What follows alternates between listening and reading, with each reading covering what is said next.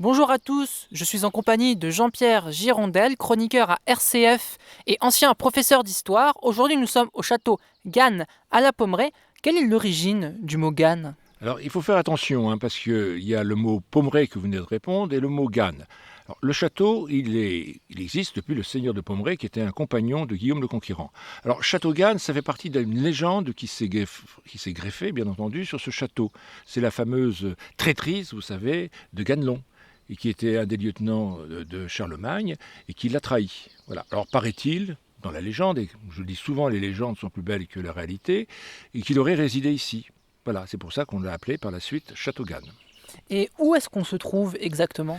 Alors nous sommes à un jet de pierre de Pondouilly, de Perfit en Cinglé, donc ce sont un village et les villes les plus proches, et on se retrouve à nouveau encore, là aussi, dans la Suisse normande. Un lieu qui est là depuis longtemps, depuis la préhistoire, avec un oppidum, c'est ça? Voilà, c'est-à-dire que nos amis, alors on est presque certain que les Gaulois ont résidé, et bien entendu les Romains envahisseurs ont trouvé ce site remarquable pour en faire un oppidum, c'est-à-dire un lieu de fortifié, et aussi peut-être aussi de sanctuaire. Peu d'historiens se sont arrêtés sur ce lieu. Alors pourquoi? C'est une bonne question. La réponse est simple. C'est que, en fin de compte, Château-Gannes était une fortification, je dirais, de loisirs, de détente. Ce n'était pas un lieu de combat. Et comme il était excentré de grandes villes comme Falaise où il y avait un château, Domfront il y avait un château, il y avait aussi donc bien entendu Thury-Harcourt. Donc en soi, il longe la route de Bretagne qui qui vient de Saint-Michel en passant par Vire et en allant sur Perfit-en-Cinglé et remontant par Falaise. En fin de compte, c'était la seule route stratégique. Et la nuit, le château Gannes était éclairé et les pèlerins, puisque aussi la route du Mont-Saint-Michel, ou les commerçants, donc savaient où ils étaient, à quelle distance ils étaient donc de Château Gannes et des villes avoisinantes. Nous sommes sur une colline avec plusieurs fortifications. Est-ce que vous pouvez nous préciser un petit peu quelle est-ce? Alors, il y a différentes fortifications. On oublie souvent de dire qu'il y a d'abord eu un château fort, une motte castrale, une motte féodale, en amont, à 3 km en contrebas de cette colline.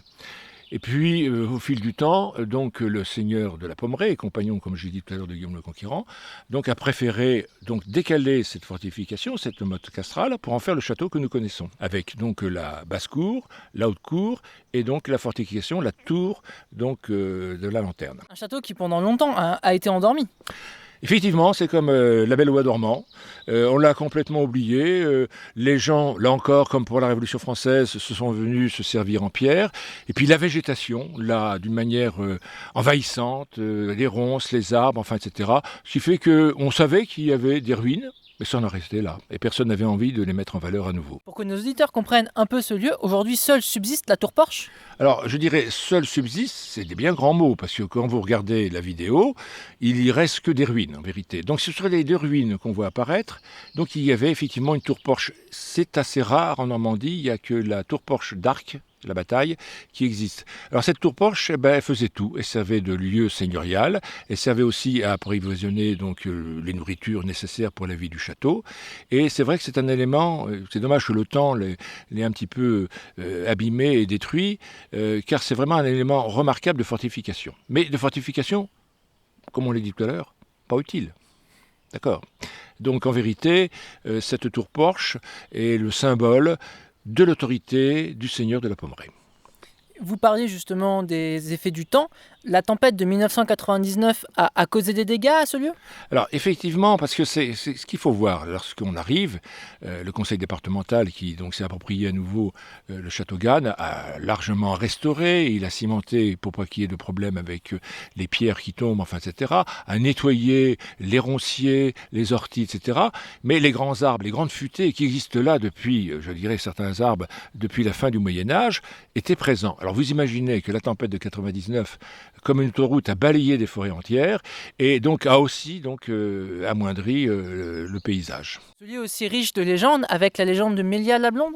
Alors effectivement, cette légende de Mélia la Blonde a permis au public de redécouvrir, parce qu'une fois que, comme on l'a dit, le département a nettoyé le château, a donc conforté les ruines, eh bien, il est visible par tout le monde. Initialement, on s'arrêtait au pont-levis, enfin, ce qui servait de pont-levis, entre guillemets.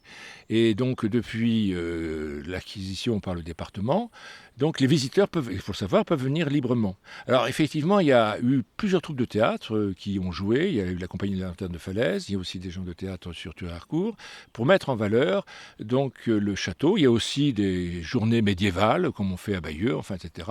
Et les gens donc peuvent venir. Alors, la légende de Mélie-à-la-Blonde a attiré plusieurs fois de nombreux spectateurs. Quelle est-elle, cette légende? Mélie-à-la-Blonde, donc, est la sœur de Ganelon. Voilà, le fameux traître dont nous avons parlé tout à l'heure. Et donc, les seigneurs décident de mettre fin au jour de Ganelon. Ils arrivent, ils envahissent le château Gannes, et donc, qui paraît imprenable, et le seigneur de ces envahisseurs rencontre Mélia, la sœur donc de Ganelon. Et là, Mélia tombe amoureuse de lui.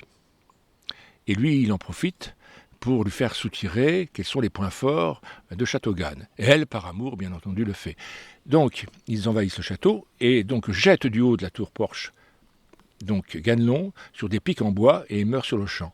Et là, donc Mélia la Blonde s'aperçoit qu'elle a été trahie, elle va se jeter dans l'Orne, donc le soir même, et des fois les gens disent que dans les grands vents, à Château-Gannes et le long de l'Orne, on entend les cris de Mélia la Blonde. Merci Jean-Pierre Girondel pour cette présentation du château Gannes. Je vous souhaite une bonne journée à l'écoute de RCF.